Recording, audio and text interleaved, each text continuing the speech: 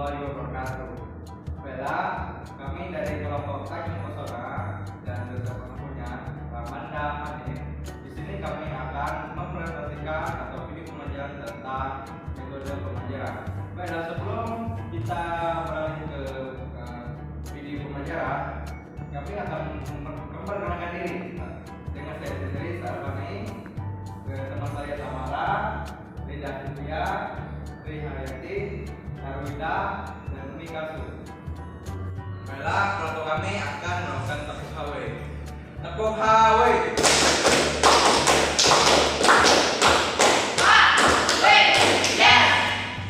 Baiklah, untuk kedua kami akan melakukan nyanyian khusus Tanjung Pesona.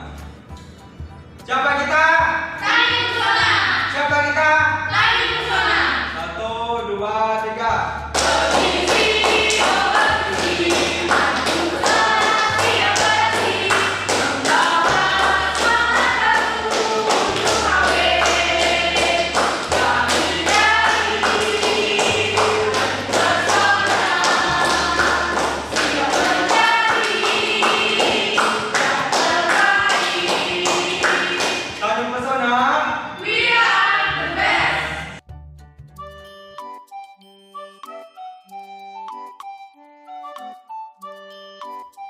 Baiklah, di sini saya Tamara akan menjelaskan tentang pengertian metode pembelajaran Hizbul Waton.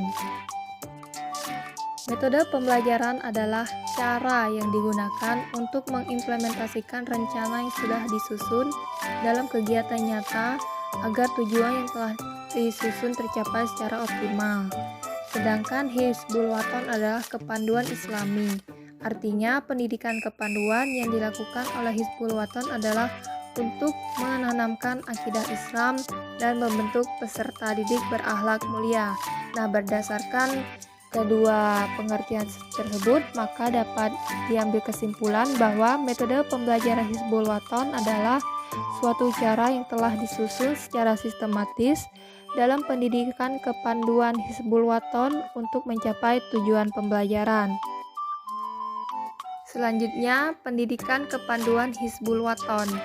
Gerakan kepanduan Hizbul Waton yaitu berfungsi sebagai lembaga pendidikan di luar sekolah dan di luar keluarga, serta sebagai wadah pembinaan dan pengembangan generasi muda agar menjadi pribadi muslim yang sebenar-benarnya dan siap menjadi kader persyarikatan umat dan bangsa. Nah, untuk gerakan Hizbul Waton ini sangat berarti dalam pendidikan nasional Indonesia seperti pramuka.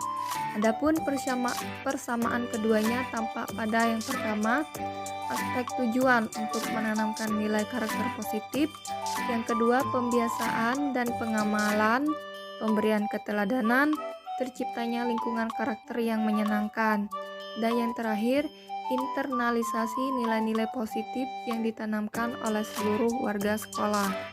Sedangkan untuk perbedaannya, yang pertama ada kode kehormatan pramuka adalah dasa dharma, sedangkan Hizbul Waton adalah hukum pramuka.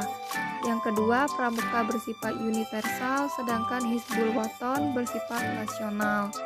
Dan yang terakhir, kepramukaan mengisi pengetahuan, stabilitas mental, keterampilan, pengalaman, perasaan sosial, spiritual, dan emosional. Sedangkan untuk Hizbul Waton tentang agama Islam dan keterampilan kepanduan. Baiklah, itu saja. Sekian dari penjelasan saya. Akan dilanjutkan oleh teman saya. Terima kasih. Baiklah, di sini saya Umi Kalsum akan melanjutkan penjelasan dari teman saya. Di sini saya akan menjelaskan tentang ciri khas kepanduan Hizbul Waton. Nah, ciri khas kepanduan Hizbul Waton ini adalah pada hakikatnya bahwa prinsip dasar kepanduan dan metode kepanduan yang harus diterapkan dalam setiap kegiatan yang pelaksanaannya disesuaikan dengan kepentingan Persyarikatan Muhammadiyah. Kemudian, prinsip dasar kepanduan Hizbul Waton ini adalah yang pertama, pengamalan akidah Islamiyah. Nah, pengamalan akidah Islamiyah ini artinya pengamalan dalam kehidupan sehari-hari pada peserta didik yang sesuai dengan akidah Islamiyah. Kemudian yang kedua, pembentukan dan pembinaan akhlak mulia menurut ajaran Islam.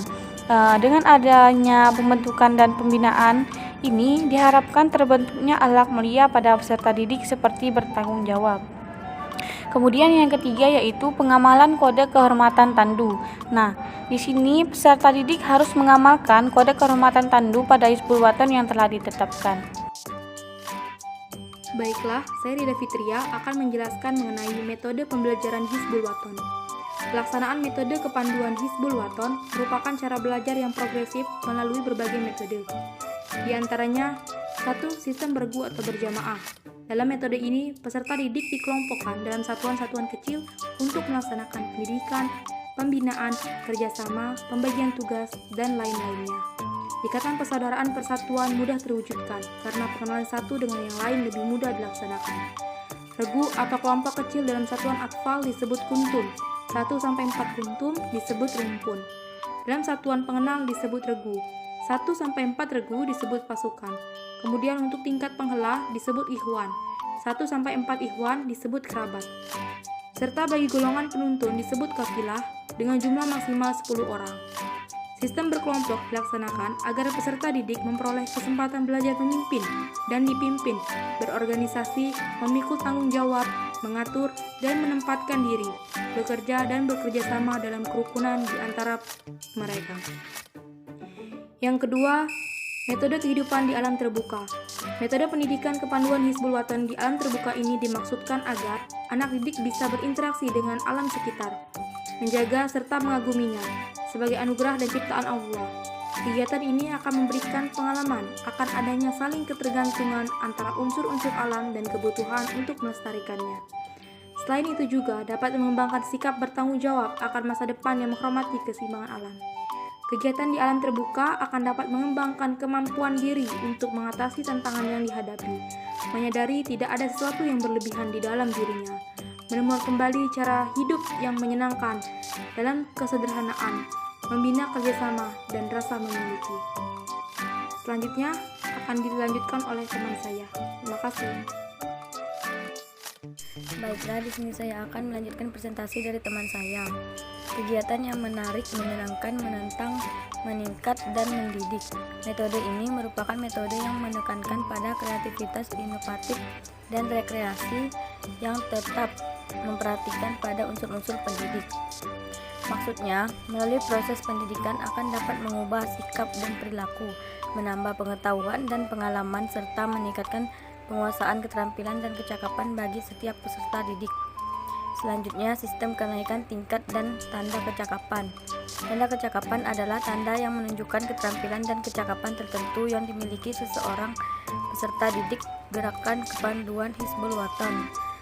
Sistem tanda kecakapan ini bertujuan mendorong dan merangsang para anggota gerakan kepanduan Hizbul Waton supaya berusaha memperoleh keterampilan dan kecakapan yang diharapkan dapat berguna bagi kehidupannya sendiri dan baktinya kepada masyarakat.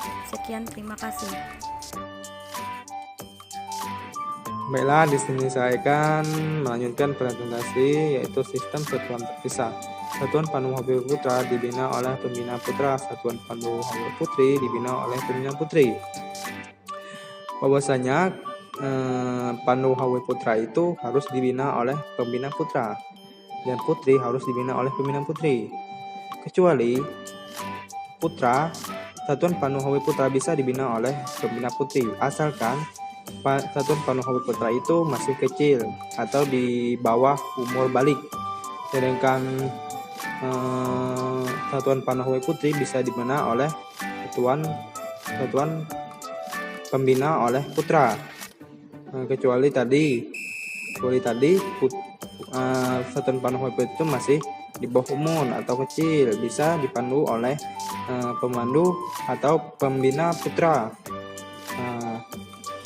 Tidaklah dibenarkan Satuan Pandu Hawi Putri dibina oleh pembina putra. Sebenarnya ya itu yang saya jelaskan tadi, bahwasanya putra tidak boleh dibina oleh putri, karena bila putra itu sudah besar tidak boleh dibina oleh putri, harus dibina oleh putra. Kecuali yang putra itu masih kecil, bisa dibina oleh pemandu dari pembina putri. Oke, sekian dari presentasi saya. Baiklah, di sini saya akan menjelaskan tujuan Hizbul Wathon dalam upaya-upaya. Kepanduan Hizbul Wathon merupakan gerakan Islam dan dakwah amar ma'ruf nahi munkar, berakidah Islam dan bersumberkan pada Al-Quran dan As-Sunnah. Organisasi ini didirikan dengan tujuan untuk mewujudkan masyarakat utama adil dan makmur yang diridhoi Allah dengan jalan menegakkan dan menjunjung tinggi agama Islam melalui jalur kepanduan.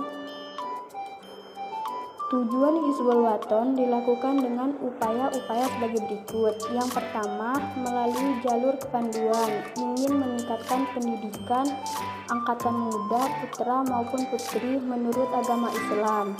Yang kedua, mendidik angkatan muda putra dan putri agar menjadi manusia muslim yang mulia, yang berbudi luhur, sehat jasmani dan rohani.